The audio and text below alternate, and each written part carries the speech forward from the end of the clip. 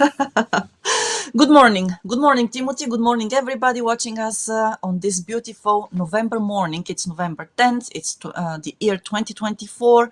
And this is Japanese Politics One-on-One with the CEO of Langley Esquire, Timothy Langley, and me as a host, Maya Matsuoka. This is the 196th episode, Timothy. So thank you very much for being so consistent and showing up, yes, every Sunday morning. I see you want to say something. I don't want to. Yeah, Four more to go, and we've hit 200. right. Yes, we'll be hitting 200 in about 4 weeks this Yes. year, actually, before the year is over.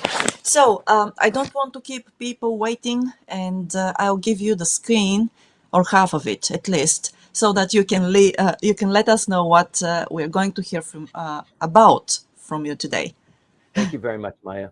Good morning, everybody, and welcome to Japanese Politics One-on-One. Like Maya said, this is the 196th consecutive Sunday we have spent together. Maya, that's fantastic. It is, yeah. The yen closed out at 152.69 to the dollar on Friday. It closed out last week at 152.95, so it's strengthened just a tiny bit, but it's at a very volatile time. As you know, Donald Trump became president of the United States, president-elect of the United States. He takes office in mid-January. It has caused a lot of turmoil and a lot of guessing and a lot of hand-wringing, but it is what's going to happen. 4 more years of Donald Trump as the president of the United States. There's a lot to look forward to. Not everybody is happy with that result. People are not quite sure what to do. The Prime Minister of Japan, Mr. Ishiba, spent 5 minutes talking with him on Thursday. The election was on Tuesday. I guess he had to wait in line, and on Thursday they had a 5-minute phone call that was reported to be very cordial, as you would have expected. Let me see. The Japanese government the parliament elects a new prime minister tomorrow. We'll talk a little bit about that. Komeito selects their new president yesterday. They selected a new president yesterday because the former president, who had been in office for maybe 5 weeks, lost his election in the last election cycle of the lower house that we just are emerging from. And the Constitutional Democratic Party now holds the most powerful seat within the lower house, the Budget Committee chairmanship. This hasn't happened for 34 years or so that the opposition has held such a key position in the government. So there's a lot to talk about. I'd like to get into the beef of it a little bit more. Give you a bit of a time to talk about our sponsors, and then maybe at the halfway mark, maybe after a half an hour, open it up to Q&A, where the real meat and bones of this briefing actually occurs. So Maya, back to you. Yes, thank you very much, Timothy. Yes, just before we dive into the details here, I want to say a big thank you to our sponsors. The first one of them is Kanagawa Chuo Jutaku, Kanchu. You can find them online at kanachu.com. So before we continue, let me say that Kanchu offers bilingual services in Japanese and in English to individuals who want to buy and sell real estate in Tokyo and Yokohama. They also do property management and investment property. To work with them, please contact James Howell at james@kanachu.com or connect with James on LinkedIn. You're not going to regret that. They'll customize their services to your needs, and you will really have a good time.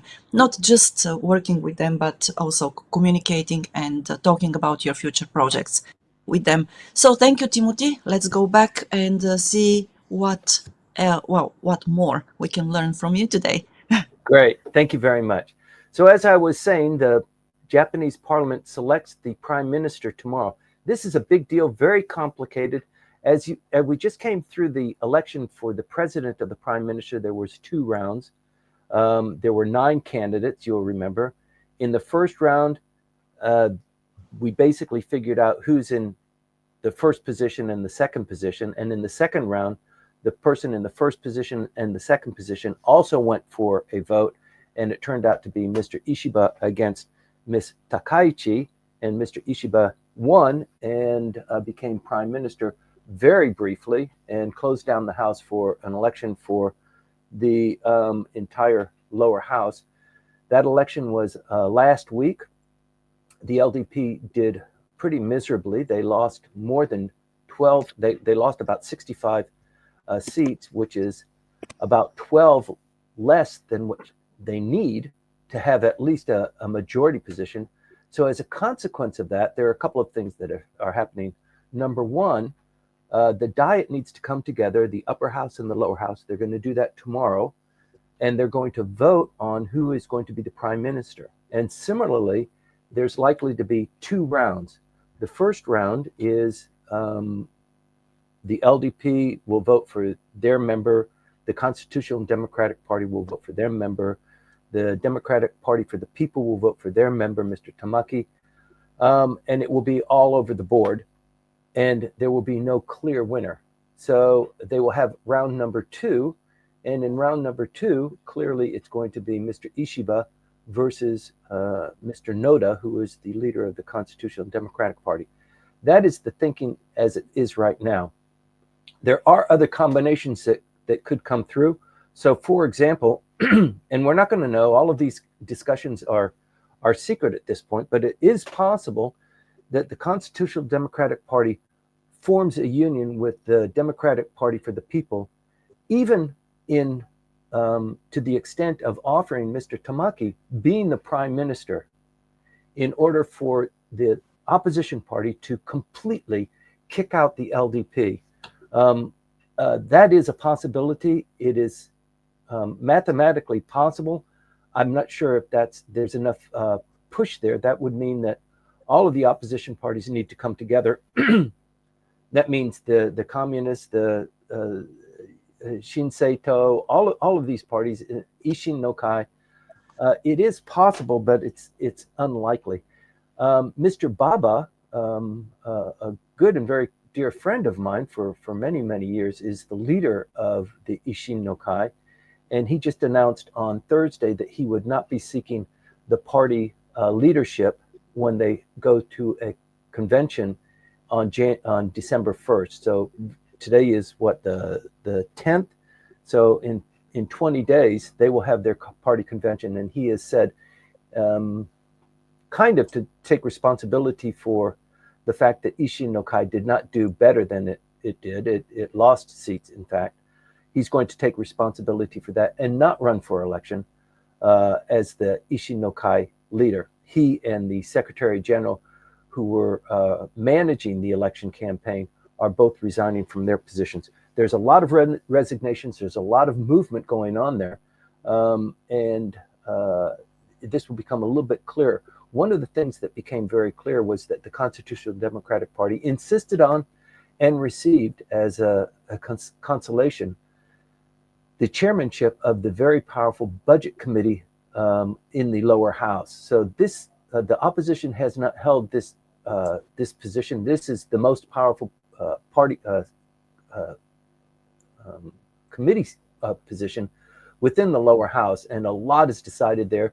The chairman sets the agenda, and the members are distributed according to the party strength. So even the LDP does not have a majority position inside the budget committee. So it gives the chairman a lot of opportunity to call people for questioning, for testimony to be brought up, for evidence to be presented, and to slap sanctions on people that aren't doing the right thing or haven't been forthcoming with their information. So it's a very, very big deal. And it indicates that moving policy forward under the Ishiba administration as it is currently being constructed is going to be very difficult. There's going to be a lot of fights. There's going to be a lot of contention. Already we can see that Mr. Tamaki is in negotiating with the LDP. He's actually negotiating with the LDP. He's negotiating with the Constitutional Democratic Party as well. They met last week. The two leaders met, Mr. Noda and Mr. Tamaki, met last Monday to decide basically what the Constitutional Democratic Party is willing to concede to Mr. Tamaki and his party in order for them to form a union. And he's got some pretty stiff demands. Similarly, he's having the negotiations with the LDP. Those demands are a little bit tougher, but the LDP needs Mr. Tamaki a lot more than the Constitutional Democratic Party, because the LDP is already presumptively in that position of power. They already presumptively have the prime minister's position. They have the cabinet already established. So there's a little bit more that the LDP can negotiate to bring Mr. Tamaki together, so that the LDP, Komeito, and the Democratic Party for the People, at least they eclipse the 51%, so that they can move policies, they can move the budget machinery, they can move the policy machinery forward. Mr. Tamaki, according to news reports that were developed this last week, basically said, I'm not really interested in a coalition like being a Komeito-like partner to you, but we'll be friends. And on those issues that we have a common interest in, I will agree to vote with you, which isn't a hard decision. It's not much of a concession. But on those positions we feel really strongly on, for example, reducing the gasoline tax or enhancing the ability for the people who are under the economic level to have a better life. I mean, the economy is not doing very well. The results this last week indicated that year on year, the economy is slipping. People aren't spending money as robustly as they once were. So they want to bring a little bit more relief to the people in anticipation of the next election. And the next election could be one of two things. It could be Mr. Ishiba doesn't do very well. We move into the new diet session and we pass the budget. We get through maybe April 1st, and then things begin to get a little bit funny. The other opportunity is that there's an upper house election at the end of the summer, and a lot of people are jockeying for that position. So it could be that the Democratic Party for the People is just biding its time to increase and enhance its position once more, and go not just for the consolation prize of being attached to the LDP and Komeito in order to move policy along, but actually to take a more firm leadership role. We will know most of this tomorrow as the results come out for the prime minister. So what's going to happen over the next couple of days is tomorrow they will come together. Both houses of the Diet will meet. They will select a prime minister one way or the other. It's going to be easier for me to report on that to you next week. But the two houses will come together. They'll select the prime minister, and then that will be the business for tomorrow. Over the next 3 days, this is a special diet session, by the way, they will talk about perhaps some budgets, potential budgets, or a supplemental budget. There's not much that they can do because by Thursday night, the prime minister will leave for Peru. He's got 2 days of meetings with ASEAN. Then on Monday, a week from tomorrow, there's the G20 that's in Brazil. So he will be gone. The thinking is that perhaps after Brazil, he will travel to Washington, D.C. to meet with President-elect Trump. That is not yet firmly established, but I think it would probably happen, and the logistics make it somewhat appealing. When he comes back to Japan, then they will have another extraordinary session of the Diet, and that will probably go a couple of weeks. We'll be almost into December, and there's not a whole lot that they can do, but I think what the administration needs to do is put together a supplemental budget so that they have money for reducing the amount of taxes on gasoline, to push money into the economy so that those individuals that are living at or around the poverty level have a little bit more relief, and that somehow they can kickstart the economy so that people say, well, I'm very glad that Mr. Ishiba is the prime minister. And even though he is at a 34% approval rating, he lost 12 points, actually, between the time he became prime minister. He closed down the House. There was an election in that very brief period of time, 10-day period of time for the lower house election. He fell 12 points in admiration and appreciation for him and his cabinet. So he's fighting from a position of of negatives, and he needs to push that up. And one way to do that, an easy way for prime ministers, is to push out a supplemental budget. So that's something that we can look forward to. As I said, and as everybody knows, Donald Trump is now going to be the 47th president of the United States. That process, he is the president-elect until, I think, January 15th. And that's when they have the ceremony and he takes office, and then his cabinet moves in. So he's right now naming specific members to his cabinet posts, and they will take office as soon as he becomes president of the United States. William Haggerty, former ambassador to Japan, a great ambassador to Japan, in fact, he was appointed by Mr. Trump in the first Trump administration. It took a long time for the ambassadors to get approved by Congress. And Mr. Haggerty didn't take office until almost a year and a half, 2 years into the Trump presidency. And then there was a little bit of a brouhaha going on there with him, and he resigned. He went back to the United States. He ran for Senate and won a Senate seat, and now he is a U.S. Senator. And he is being looked at as a potential Secretary of State in the new administration. Him or Mr. Rubio from Florida is also being considered senator as a Secretary of State. So a lot of decisions will go there. If it's William Haggerty, that I think reflects very, very nicely on Japan. There will be a lot more decisions and a lot more movement going on there, but it's something to keenly keep an eye on, because these decisions have a big impact on Japan. There's the thought that Mr. Trump will impose tariffs on its trading partners, and Japan, being a trade nation and very close to the United States, would suffer as a consequence of that. Let me see. Komeito, as I told you, their long-term president, Mr. Yamaguchi, resigned at their convention just before the election, or just after the election of the LDP president, where they ended up selecting Mr. Ishiba. This is before the lower house was closed down. He resigned in their convention, and a new person, Mr. Ishii, came in as their new leader after 15 years with Mr. Yamaguchi. They had an election, and Mr. Ishii unfortunately didn't win his seat. So now he's out as the Komeito leader, and they put in yesterday a new leader who will take the party forward. And so there's a lot going on within Komeito and their relationship with the LDP.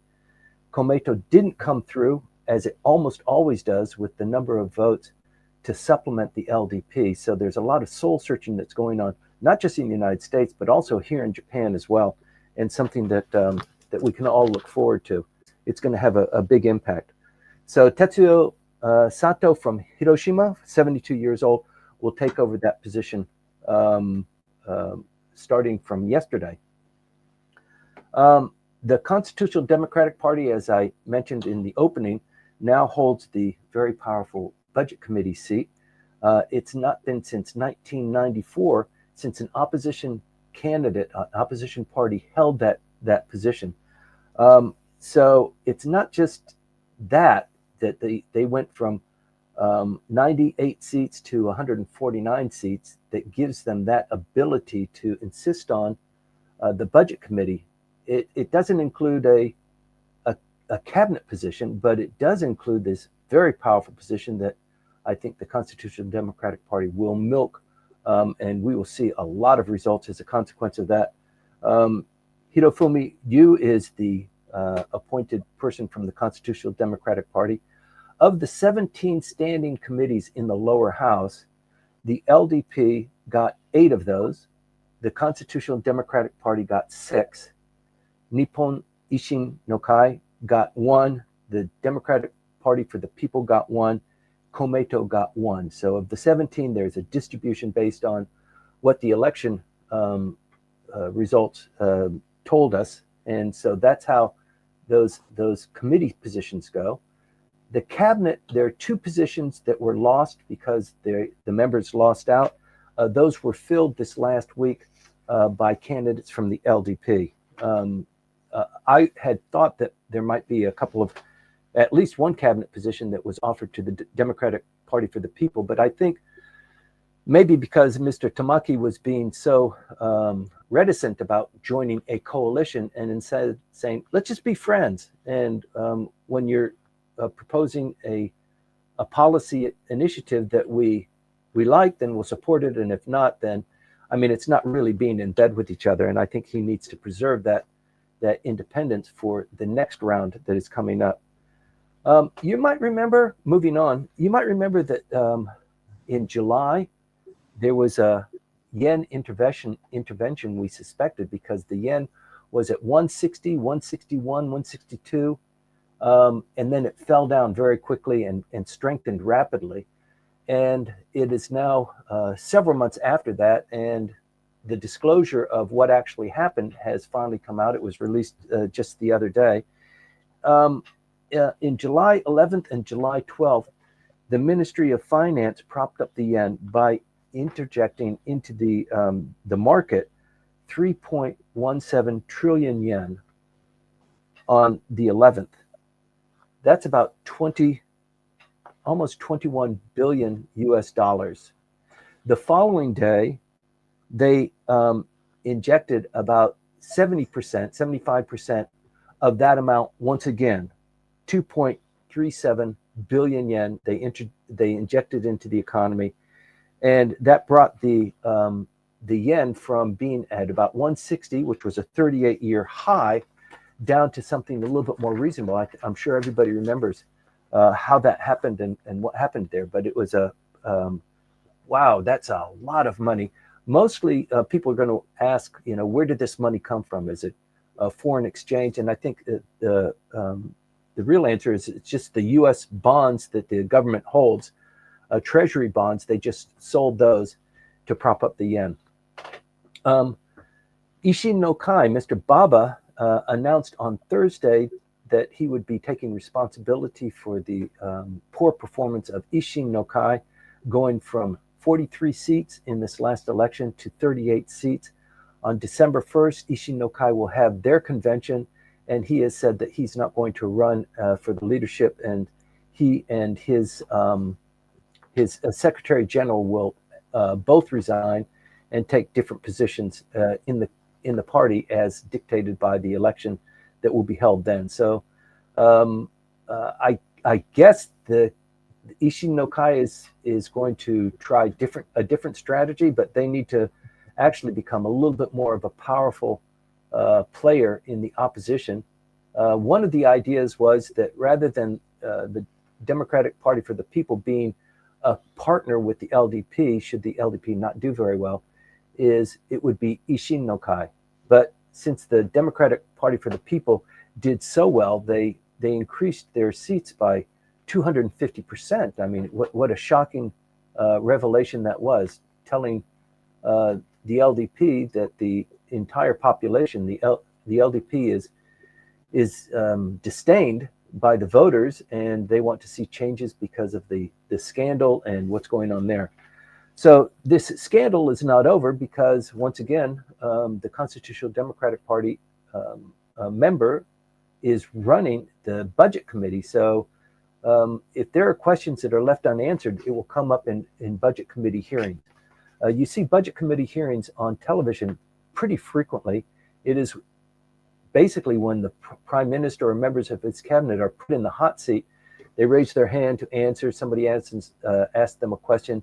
The person who has asked the question, they have to ask for acknowledgement from the chairman of the budget committee. He'll stand up and give an answer. So it's a very theatrical performance there, but I think you're going to see a lot of theater there. Once again, APEC is in Peru. It's actually starting tomorrow, but the prime minister won't join until Thursday, Friday, and Saturday, probably Friday and Saturday.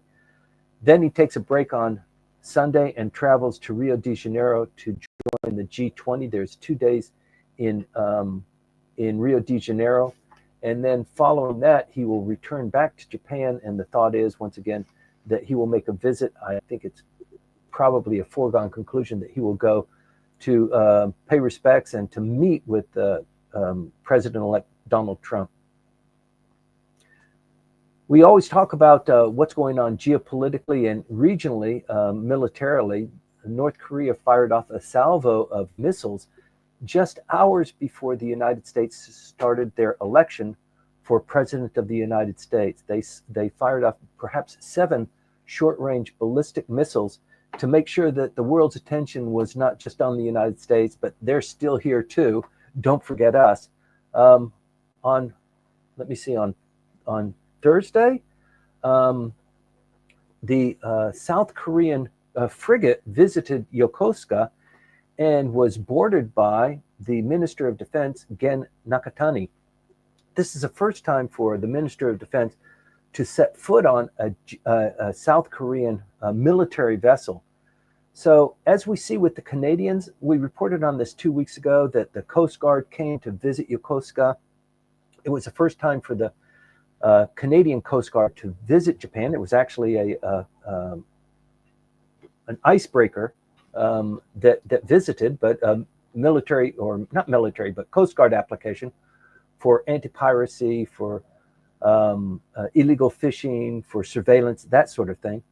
I don't think that the Coast Guard vessel actually carries guns, but in terms of surveillance and bolstering the efforts of the Japanese self-defense forces, it's coming in and participating there with a mandate to spread a little bit more Canadian influence, not just to Japan, but throughout this region.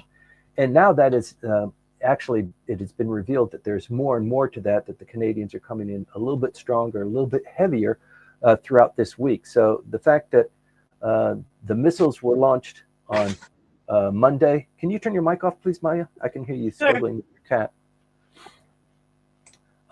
The missiles being launched by North Korea, by the Minister of Defense, stepping aboard the South Korean military vessel, and the Canadians coming in stronger. It's just not the Canadians, but it's just the most recent news with the Canadians joining this lattice work of like-minded countries to be a bulwark against potential Chinese incursions into forcing Taiwan to succumb to their demands. There's a lot going on there. Let me see. Tomorrow's election, we can get into the Q&A on the logistics of it, but I think everybody knows there's a round 1 and a round 2.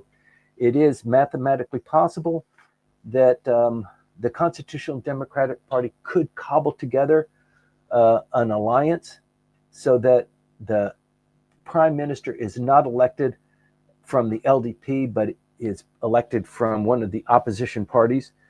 We'll know that a little bit better tomorrow, but more likely than not, there's going to be 2 rounds. The first round, everybody's going to vote for their own leader. It will go into the second round where number 1 and number 2 will vie against each other. That's going to be Mr. Ishiba and Mr. Noda. And then the opposition parties need to make a decision. Are they going to vote for Mr. Ishiba or Mr. Noda, or are they just going to continue to vote for their own party president? That means that Ishin-no-kai would vote for Mr. Baba, who is still currently their leader, and the Democratic Party members would vote for Mr. Tamaki. If they do that, that means that their votes are invalid because they didn't vote for a valid candidate. The 2 valid candidates in the second round are going to be Mr. Ishiba and Mr. Noda. And it could be that Mr. Noda, in that kind of sanitized election of the upper house and the lower house, that the LDP doesn't do as well as the Constitutional Democratic Party. And as a consequence of that, the Constitutional Democratic Party candidate becomes prime minister. It's a very far stretch to accommodate that thinking without the Democratic Party for the People. And if the Democratic Party for the People is going to do that and to throw their 48 seats into that election, there's probably got to be a bigger tit for the tat there, meaning that Mr. Tamaki is going to take a more serious leadership role. And obviously, with the new prime minister in that situation, there would be a new cabinet formed. He would, kick out the existing cabinet and form a new government. There's so little time left. The prime minister is going to be here tomorrow for the rest of this week until Thursday. And then he's going to be gone. And then there's going to be another extraordinary diet session that can't last. Logistically, it can't last more than 3 weeks. So who's going to be prime minister? Who's going to be on first base and second base and calling the shots is yet to be seen. But it's all very much in flux. Let me see. There are a couple of decisions that have been made. Justice Minister and the Agriculture Minister lost their seats in this last election. So Mr. Ishiba put in Keisuke Suzuki as Justice Minister. And let me see. For Agriculture, he put in Taku Eto. Interestingly enough, Seiji Kihara, a very close confidant for former Prime Minister Kishida, replaces Shinjiro Koizumi, who was the elections strategy chief within the LDP. He apparently has taken responsibility and resigned from that position. And now Mr. Kishida was able to put one of his top lieutenants, Mr. Kihara, into that very important role within the LDP. Conversely, we didn't hear anything from Mr. Moriyama or Mr. Ishiba taking responsibility for the LDP performance and resigning, but Mr. Shinjiro Koizumi did resign his seat, and that has been taken up very quickly by Mr. Kihara. So there's a lot going on there, and I think it's very important to keep an eye on that. And let me see. The president of the upper house, even though the election wasn't for the upper house, it was for the lower house, but they've changed the president of the upper house. This is Masakazu Sekiguchi, is now the president of the upper house, probably in preparation for their election later next year. And the individual who vacated that is now taking over the lower house, the upper house caucus, formerly held by Mr. Sekiguchi, and that vacancy is now being held by Keizo Takemi from the upper house. He was just immediately passed Minister of Health and Welfare, a very popular upper house politician, and he's got long legs on him as well. That's about it for what's going on in Japanese politics just this last week. I'm sure there's more going on that you want to talk about. I'd like to get to that in the Q&A portion, turn it over to Maya, and see what's going on with all of you. I really look forward to your input and your questions. And if I can't answer them, I'll try and be as forthcoming as possible and let you know that I don't know the answer. But also, since our audience is so broad, there are people that know a whole lot more about some of these issues than either Maya or I or a lot of other people in the audience know. So please, continue to, feed the channel with your information as well. Maya? Thank you, Timothy. Well, that was a lot of detail actually, and we have quite a few questions already. So before that, though, I would like to give a word of thanks to our other sponsor, Houze Inc. So if you want to work in the fields of custom home design, construction and renovation, plus commercial building construction, do not hesitate. Well, contact Houze Inc. and get in touch with Hana Urushizawa Howell on LinkedIn. You'll find the contact details, her contact details in the description of the video on YouTube, and also you can very easily reach out to her on LinkedIn. So that is Houze Inc. and Hana Urushizawa Howell.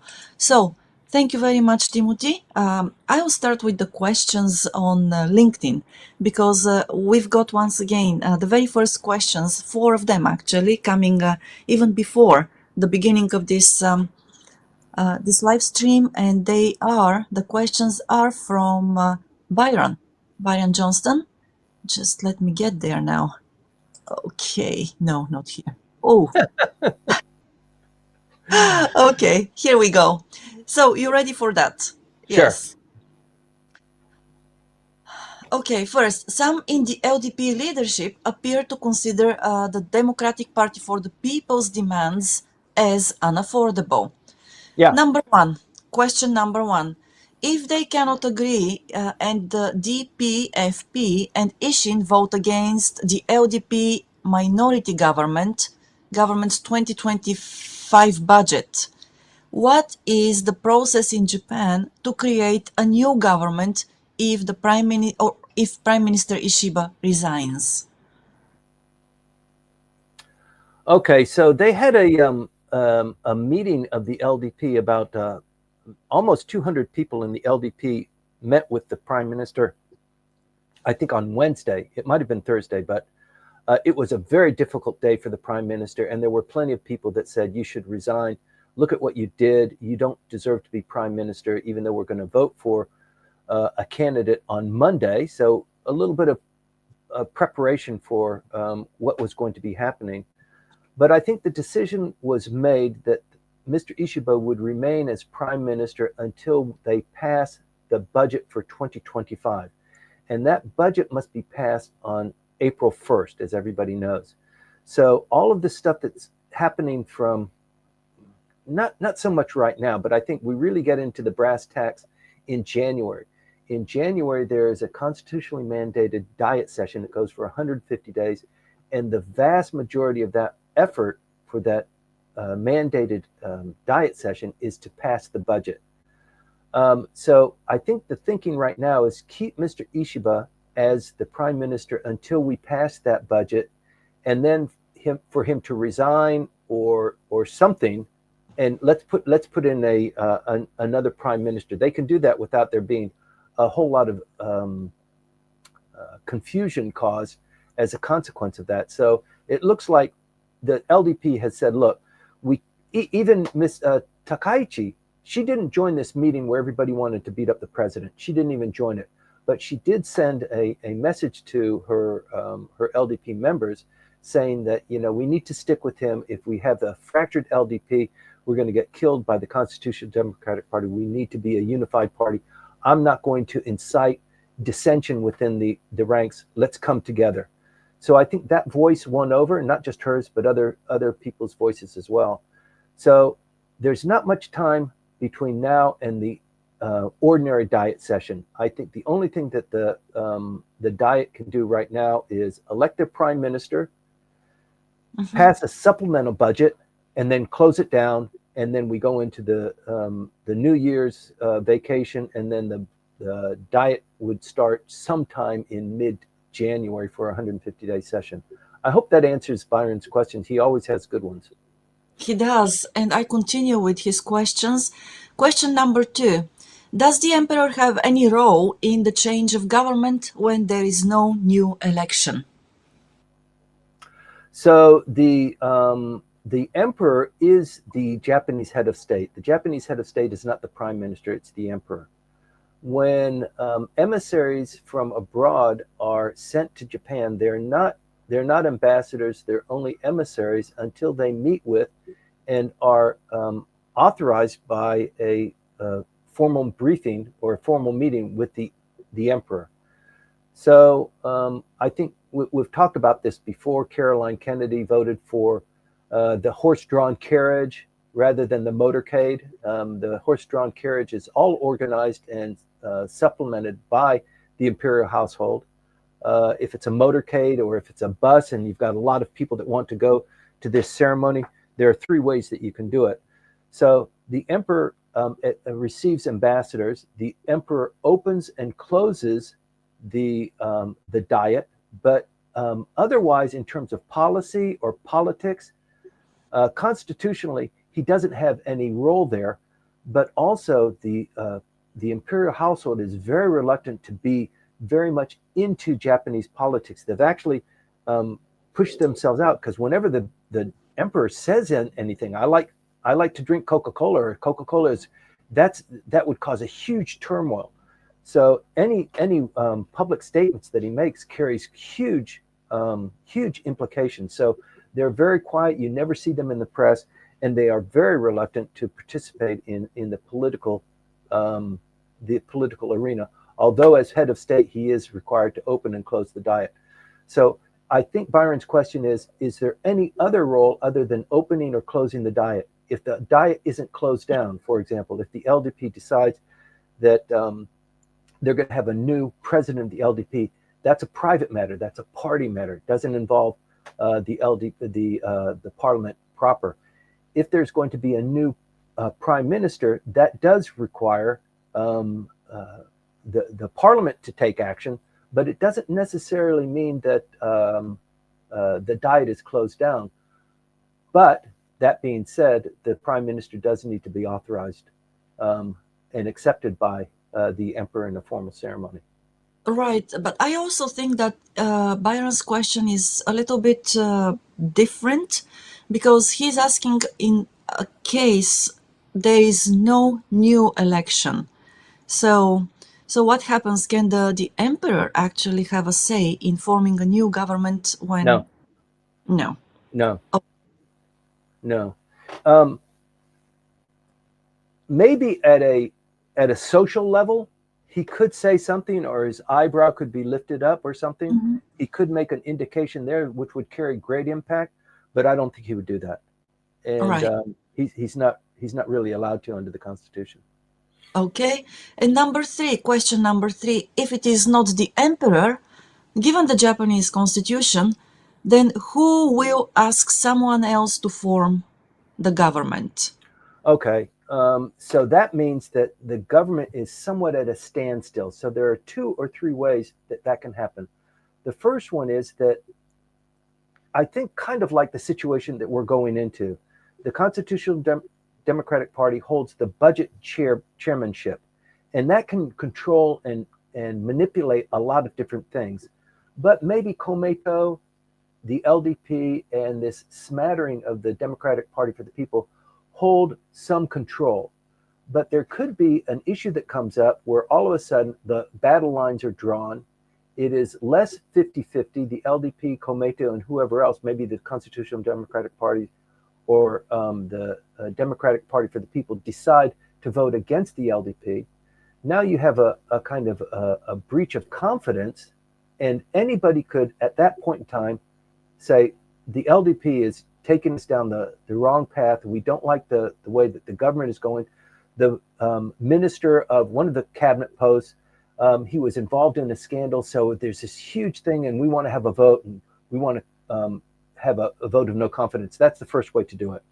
That among a majority of the members of the upper house or the lower house, there's a vote of no confidence that passes.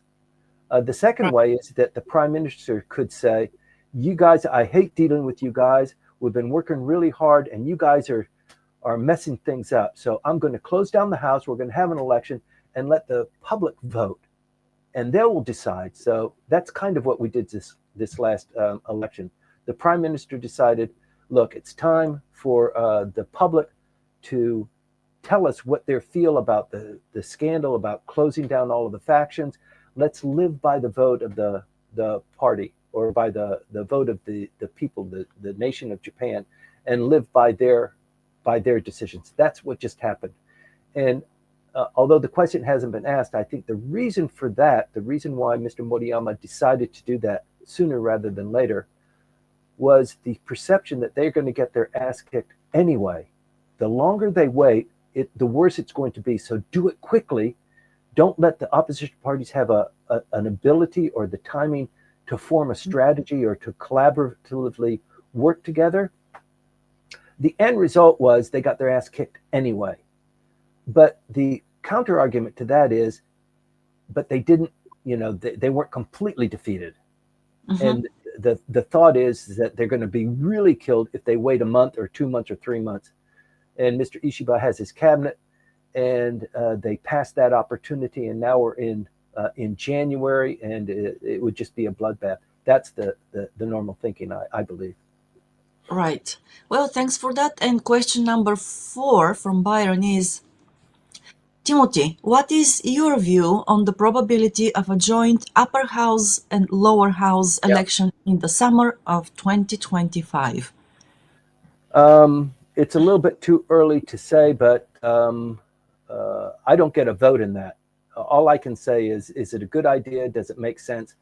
we're not going to know until then. It is rare for for a double election. It's happened in I've worked on election campaigns during a double election.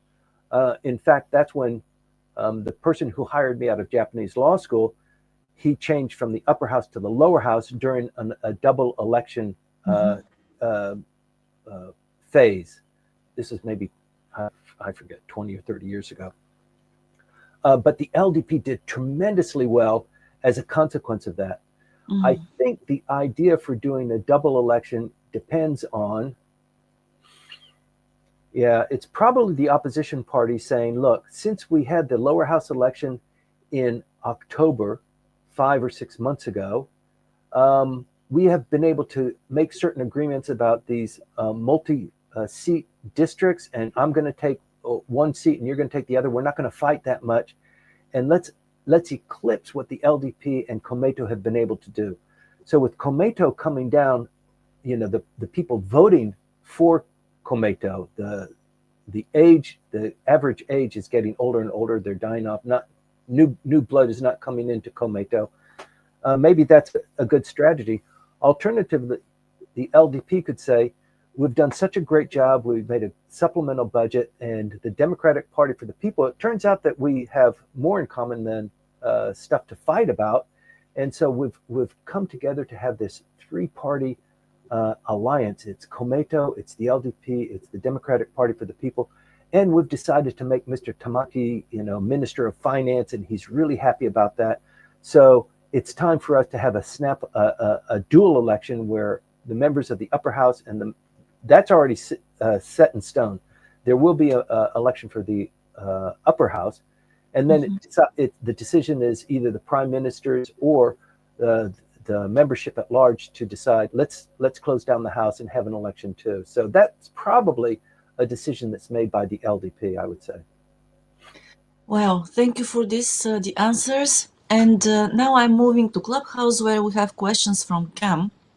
And Cam, yes, thank you very much. thanks I for don't joining know. us. I guess you're a little bit busy. Quite a lot, probably. Yes. Okay. So I start with the first question. The obvious question from me today is, what does Trump victory mean for Japan? Everybody wants to know that answer, and we don't know what the Trump policy is going to be with regard to tariffs, for example. Japan is a country that lives and dies by trade, and tariffs make a huge difference. And the economy is not doing so well, and so any kind of bump or heat from the United States on selling products into the United States is going to have a negative effect. Similarly, we're in year 3. We're moving into year 3 of the 5-year plan to enhance Japan's defense capabilities, probably offensive capabilities as well. And now, rather than Mr. Kishida, we have Mr. Ishiba, who is saying, this status of forces agreement, I think I'd like to change this and this and this, where Mr. Kishida never said anything like that. So it could be a little bit of contention there. They're still on the 5-year plan. The amount of money they have earmarked for every year is getting more and more expensive because of the yen-dollar ratio, the value there. And also some of these projects that they're buying for offensive or defensive capabilities that are coming from the United States, other places in the world too, but predominantly from the United States.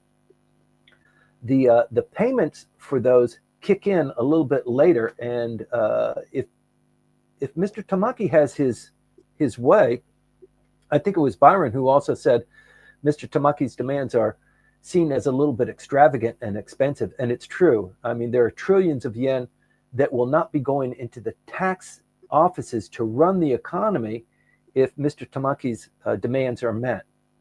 And one of the requirements or the promises from Japan to the United States is this 5-year plan, and we're going to stick to it. So it is possible that, the acrimony between incoming President Trump and Mr. Ishiba or whoever replaces Mr. Ishiba is not as sweet as it was under Mr. Abe. Mr. Abe and Mr. Trump, by the way, had a very warm relationship for a lot of strange and different reasons, but they genuinely liked each other. I don't know how that's going to go with Mr. Ishiba. It's kind of hard to envision, but before Trump met Mr. Abe, you would have thought the same thing. I mean, what a quirky guy Mr. Abe is compared to Mr. Trump, but it turns out that they hit it off really well. I mean, surprisingly well. So it remains to be seen. What I'm really interested in is who's going to be selected as ambassador to Japan. That's going to be a big deal for us, and hopefully we can get the State Department back on track and get some real affinity between Washington, D.C. and Tokyo. Tokyo's been off the radar for a long time, so looking forward to a little bit more energy there. Right. And then you mentioned tariffs, Timothy, and the next question from Cam is actually based on the importance of tariffs and the potential to increase them. So, what effect might the Trump presidency have on the yen rate? Oh, so already there was a deleterious effect on the dollar yen rate. As soon as Mr. Trump was elected president or president of the United States, the yen took a 1.2% hit. It went down. So it went from like 153 to 155 or 156. So it got weaker as a consequence of Mr. Trump being elected president. Conversely, the Nikkei average increased by 2.6%. So there's this relationship between the yen and stocks, and what happened with the election. Stocks actually improved, telling you that at least the business culture evaluates Mr. Trump as president of the United States highly, but the balance of payments and the value of the yen compared to the dollar is a little bit weaker. So there are things that we can do about that, but I think if the question is what's the Trump presidency impact on the yen rate, what we've seen so far is that it's a negative impact, but it's not. We don't know, but it could be that as the yen creeps up to $160 to the yen, and the Bank of Japan and the Ministry of Finance becomes a little bit nervous, there could be yet another intervention. These interventions, you saw how much money they injected into the system. That was by selling U.S. Treasury bonds. I think the Japanese government, I don't know what the number is, but they hold a tremendous amount of U.S. Treasury bonds. So they just trade those in. It is real money, but it's almost not like real money. It's just this infiltration of capital to keep the yen at a more stable position. When the yen is weak, businesses suffer. When it's strong, the economy begins to take off. So it's a complicated relationship. Well, thank you for that. And one more question from Cam. He says, what key priorities will Japan aim to discuss with the incoming administration? Cam, I believe you mean the American administration. So, because that's the topic at the moment. But of course, we are probably going to have a slightly new administration here in Japan. So, hard to say. Yeah. Hard to say, yeah. Gen Nakatani is a figure we all know. He's very astute. He's a great politician, Minister of Defense, lots of experience there. So his relationship with the new Minister of Defense in the United States, it's not Minister of Defense. What is he called? The Secretary of Defense, right? Defense Department, maybe. Right.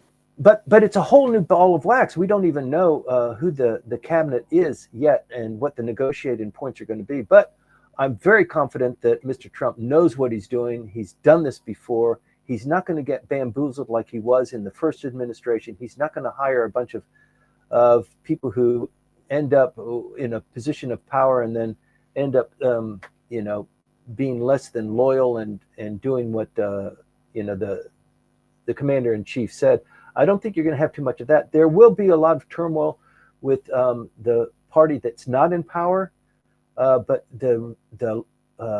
such a resounding win by the Trump administration. I think policy will move very quickly forward. You can already tell with some of the pronouncements that are coming out of the Mar-a-Lago and a lot of the things that have your fingerprints all over it, Cam. So we're really honored that you're here on this show with Yeah. us. You're doing such a great job. So thank you for your service. Yeah, very much so.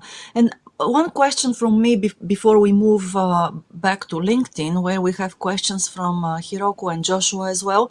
So we know that, and you mentioned earlier, Timothy, that some of the commission chair seats, they have been redistributed. So it also means that probably we'll see some changes in policy making here.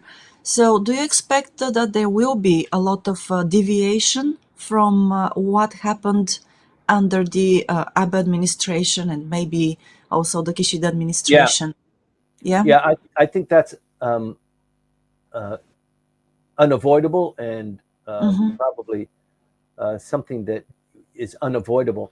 And the reason for that is, although the cabinet heads might change and they might be from a different party than what Mr. Abe had or what Mr. Kishida had or maybe even Mr. Suga, it's Mr. Ishiba's turn and he selects these people and hopefully they follow the dictates and the mandate and the manifesto of the LDP and the instructions they get from the prime minister. But they don't call all the shots. And as we all know, the career bureaucrats basically run these ships, these various ministries. So Mm-hmm. the commander, the cabinet minister, does have some say in guiding it.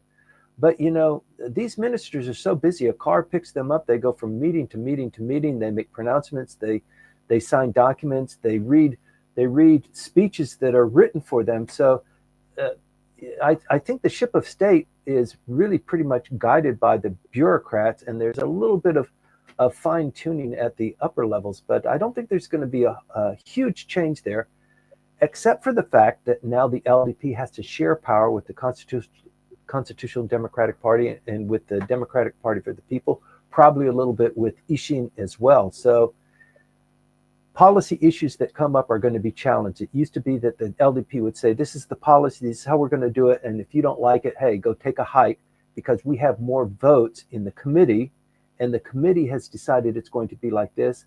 And now it's time for the committee to push this up for the bill to be voted upon in the parliament. And now it becomes law. So that whole machinery is kind of going in that direction. So I think the outlook is just turmoil and a lot of just really staggered movement forward. I think it's going to be a very difficult next couple of months until the budget passes in April.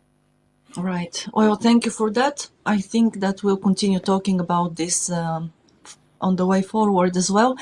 Now, going back to LinkedIn with a question from Hiroko-san. She says, what do you think will happen to Nippon Steel's acquisition of US Steel and the whole deal there?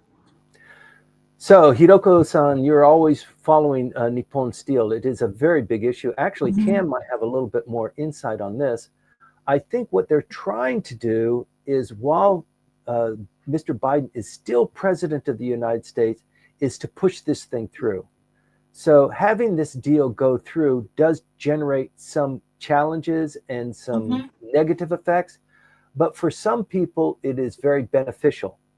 So one thought is, before the president finishes, he closes that and some of the benefits are distributed to people he wants them distributed to, and the negative impact is distributed to people he doesn't like. He does have that ability. That's how politics works.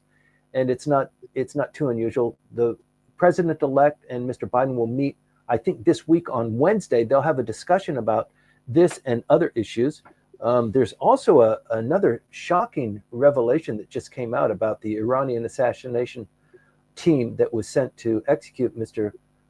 Trump before the election. So that news came out just 2 days ago. So it's very worrying what's going on there. I wish Cam was on the line to give us a little bit more insight into what's going on there, but I hope that responds somewhat to the question.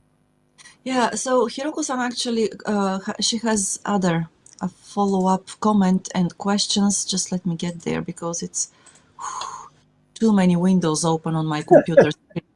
I apologize for this. Okay, here we go. According to some reports, due to the political situation in the United States, Nippon Steel's plan to acquire the major American steel company is taking an unusual course. While the final outcome remains uncertain, if the acquisition does not go through, it is certain to deal a significant blow to the management of both Nippon Steel and US Steel. Is it possible for the president of the US to intervene in this Yes. kind of business and deal transaction?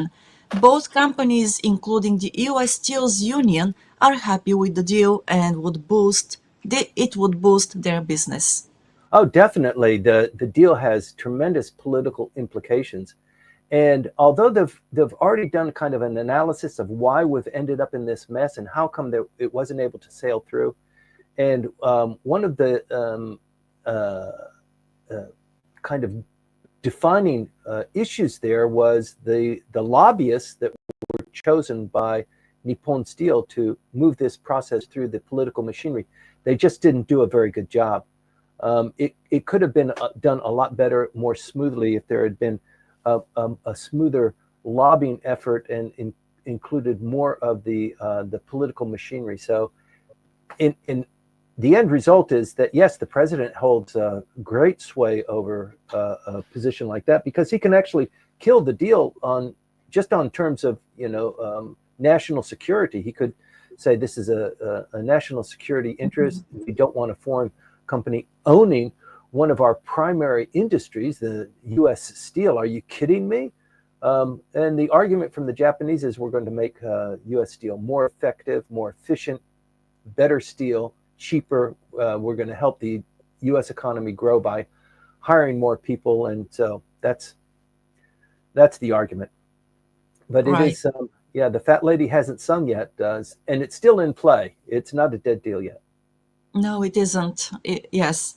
Okay, so thanks for that. And also another question on LinkedIn. This time it is from Joshua. Joshua, thank you very much for watching and for the question as well. So Joshua writes, this past week, PM Ishiba showed his willingness to resume talks on the active cyber defense bill after a pause of several months. Is there any reason for this timing, particularly given the PM's politically precarious situation? What is your take on this, Timothy?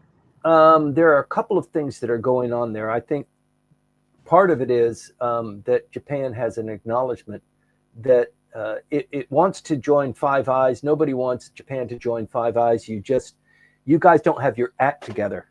Every time we give you some secret information, some soldier leaves it in his backpack on the train or something like that. A colonel was fired maybe 2 months ago. I think we reported on it here for leaking confidential information in a kind of a haphazard way. It wasn't on purpose. It wasn't nefarious. It's just it leaked.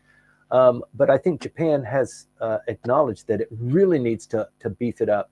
You might have noticed also, Josh, that Vietnam has implemented data protections that are very, very severe, preventing foreign carriers from moving into Vietnam for cybersecurity concerns. So there's a lot going on in that area, and I think it's well acknowledged that Japan is well behind the curve and needs to bolster that up. There are a couple of problems there, and Josh, since you're closer to it, I'd love to hear your input on it too. But just getting the right people there, the people who have the experience and have the mindset to handle cybersecurity issues. I mean, even the ministry, the digital ministry. I think there are 500 plus employees in the digital ministry. When they first launched this, they had to go into regular companies and kind of headhunt or second people who were doing that because they just couldn't find the people. They gave them a job as a civil servant while they were working at Cisco or Apple or Microsoft to fill these roles for a provisional period until they could train or find other people. But I think they're still sucking wind. Just having the number and the quality of those people, it's not just in the private sector or in the government. It's, the Ministry of Defense as well. It's a very, very big issue, but it's one that requires a little bit more depth and thought. And I think I don't possess that, Josh, but I know you do. So I'd look forward to more of your input on that. Right. Well, thank you very much for the answer, Joshua. I do hope it answers your question as well. And okay, we have also a comment or probably a question from Kai. Good morning, Kai. Thank you for tuning in. So he says, I would have thought that with Mr. Trump's election victory, Japan would have more room to strengthen the yen, given his suspicions of currency manipulations by foreign countries to undermine the U.S. economy competitiveness. That's a really keen observation, but it's only been a week. So who knows? Yes, but there is an international movement going on to weaken the dollar as the currency of the world, the oil currency.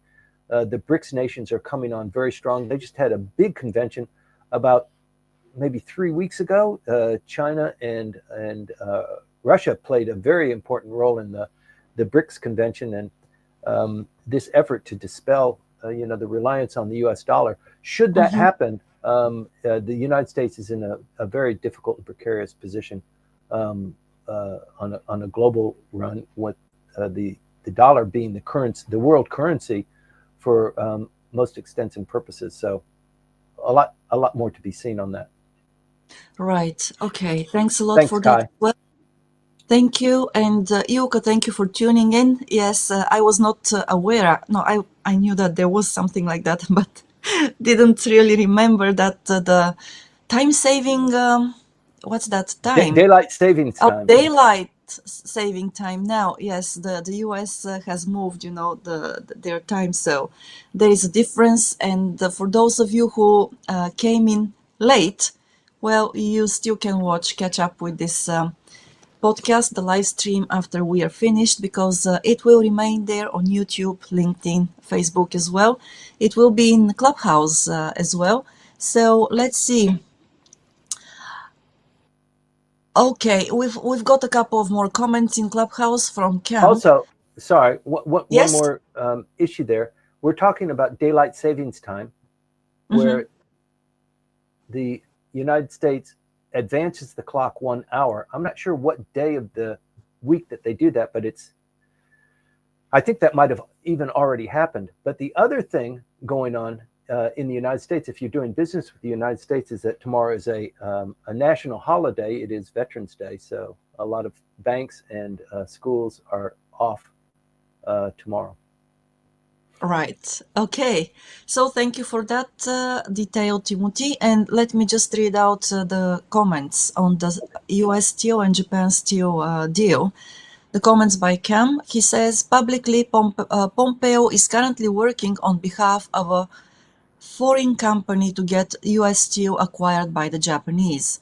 Also, the reason why Trump announced he won't be hiring Pompeo under the next administration. Or maybe this is the reason.